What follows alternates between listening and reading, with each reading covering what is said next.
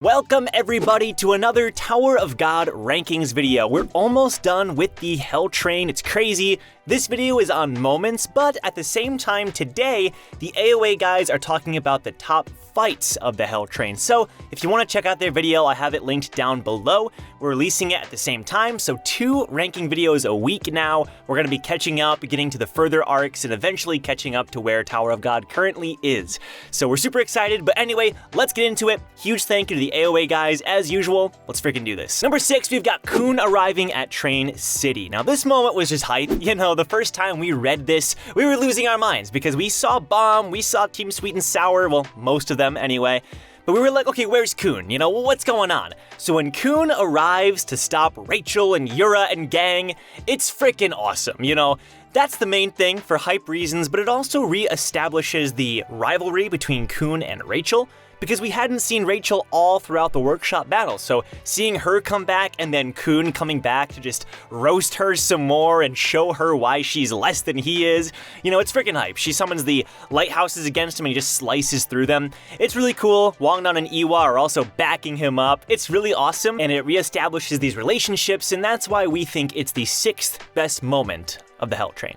At number 5, we have a moment that I'm very excited to talk about because number 1, it involves Kun, and I think this will be the first time that I get to talk about Kun instead of Isaiah or Joe, so that's pretty awesome.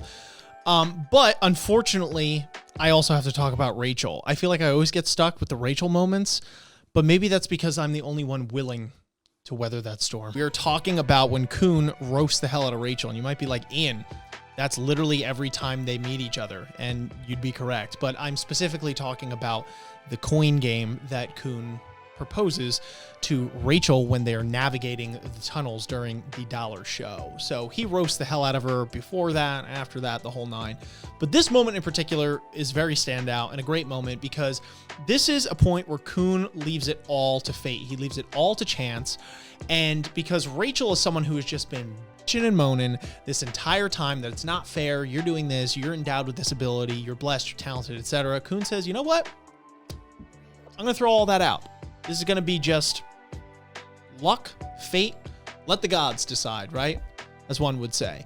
And he beats her, which is absolutely fantastic. So he roasts her whole being, the fact that she cannot come to grips with herself or love herself or be able to look at anything as fair, because it's not in Rachel's character, to be quite honest with you, and is willing to put life and limb on the line, and bragging rights, for that matter, on this game. And that's what makes it that much more sweet when Kun wins it, because there is no excuse really that Rachel could have. For those reasons, this one comes in at number 5. Okay, so for number 4 on our best moments of the Hell Train, we have Joaquin revealing his backstory.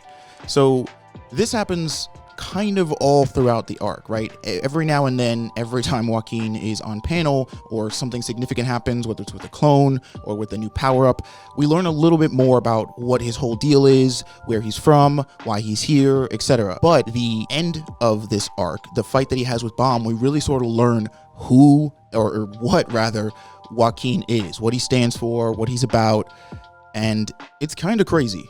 We learn that not only is he basically single-handedly responsible for committing mass genocide, billions of murders, this guy doesn't apologize for it. I mean, this is somebody who commits all these heinous crimes and wants to harm and devour as many people and souls as possible just for the sake of getting stronger, right? We learn about his backstory with his father and the Ari family and just exactly what it means to him to get stronger, right? If he can't become a weapon, if he can't become the strongest version of himself, then it's not even worth it to be alive for him, right? That's part of what led him to end up like becoming a Slayer in the first place. It's a pretty twisted backstory, but it's incredibly fitting for a villain of Joaquin's status. And that's why it made the list. All right, so coming in at number 3 on the list is what I like to deem the push, but 2.0. I told you, I always get Rachel. I always get Rachel every time. No, but this is a very heartbreaking moment, just like the first one, but not so much the sting of betrayal, right, that the first push offers, but this one is just really heartbreaking, like I said. And it's interesting for Bomb, too, because Bomb, in this moment, some would argue, almost acts a little bit demanding, controlling, aggressive in this stage. And to be fair, you can't really blame him, right, for the things that Rachel has put him through. And the fact that Bam is just trying to find himself, right? He's being told from every which person, you're this, you're that, you should be this, you should be that, this should be your goal, right? Bam wants to find out these things for his own. He wants to become his own person. So a lot of Bam's story in climbing this tower is finding out more and more about himself, but not only finding out more about himself, but utilizing that knowledge about himself to form his own soul, his own semblance of being. He wants to be himself, not what other people dictate he should or should not be. So this is a big moment for Bam in that he's trying to glean more information about himself and why Rachel would do something so despicable. But again, she denies him of this moment. So Bam experiences a very real human emotion because he is human, well, at least we think, at the end of the day, right? And he exudes this anger and frustration that Rachel will just not tell him what the hell is going on. So this is very heartbreaking to see Bam go through hell and high water just to be denied this information yet again, and probably another reason why I would say 90% of the community detests Rachel. But for those reasons, this moment ranks in at number 3 on our list today. Okay, and the moment that almost made it to number 1 on this list is the moment that Yuri reunites with Bam. Now, this is personally one of my favorite moments out of the entire Hell Train arc because, I mean, I love Yuri. That's doesn't need to be said, but I'll say it. And also, with her introduction during the Hell Train arc and during the Dallar Show, and her being basically one of the spectators that's watching Joaquins' team and Bam's team go at it, it's, you know, it's heavily implied, at the very least, that there will be some altercation with them. At some point, Yuri will get to speak with, talk to, or at least call out to Bam at some point. It's something that's highly anticipated, and the way SIU builds up this arc, so at the end, Bam's team seemingly gets done over by Joaquin's side, and as they're escaping and the entire area is being flooded, Yuri comes in to save the day, and after pulling everybody into safety, has this one isolated moment where there's no threat, there's no fighting, there's no conflict, everything gets to just sort of be put on pause as Yuri reaches towards Bam and embraces him. It's an incredibly touching moment. It is one of those moments that really makes you feel for the, I would say, sibling level bond that these two have. They finally get to have this one moment in time to just acknowledge the fact that they have found each other again. They are so happy to see each other, and just let that emotion exist. This is one of those moments where emotions and feelings get to really just ride to the forefront, and we're all about it. That's why it's number 2 on the list. And finally, number 1, the best moment of the Hell Train arc, at least Dallar Show and Revolution Road, is the I Love You flashback scene / moment between Daniel, Akka, and Rowan, particularly Daniel and Rowan.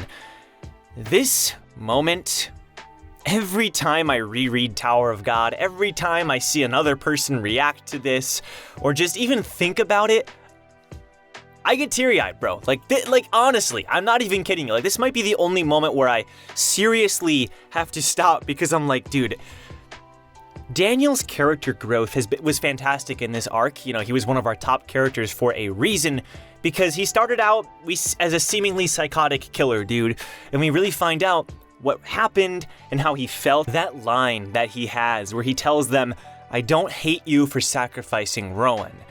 I hated you for stopping me from dying with her. Like, dude, that's so freaking, it's so good. It's so good. That's just one line. You know, he's dropping so many lines about their relationship and how this all built up. And then seeing Rowan talking to Daniel, knowing that she's about to die, and finally telling him, I love you, and how he regretted never, you know, like, he wanted to just say it back to her. And like, it's so tragic. And it's a change of pace for Tower of God. You know, I've talked about this before with Daniel's character. It's a change of pace, man. Romance isn't really discussed that often, but when it does, it hits, bro. SIU nails it. And this moment, it's near the end of the Hell Train. It summarizes everything. It's the most beautiful moment, in my opinion, in our opinion, of the Hell Train arc. and that's why it's at number 1. Thanks so much for watching, everybody. Hope you enjoyed the video. If you did, go subscribe to AoA because they make a lot of videos kind of like this. Obviously, they have the ranking videos, but they also react to Tower of God. They make discussion videos and blog post discussions. They are getting further and further into the series. They're on the last station arc right now, which is beyond hype. Okay, you guys know how much I like Last Station, so I'm really excited to see them continue their read, so definitely go support them. The link is down below. And also, you can subscribe to this channel. It is the year of the Bonehead. We are on our way to 100,000 subscribers by the end of the year. Fingers crossed. So join us on that adventure if you want to stay tuned for more Tower of God content and just daily content in general. And tomorrow night, by the way, the Crunchyroll Anime Awards, I am live streaming that at 8 p.m. I'll start a little bit earlier than that, and we're gonna be watching which anime win each award, and if Tower of God wins any awards. I'm super excited, hope to see you there, but regardless, I'll see you guys in our next Tower of God ranking video. Take care.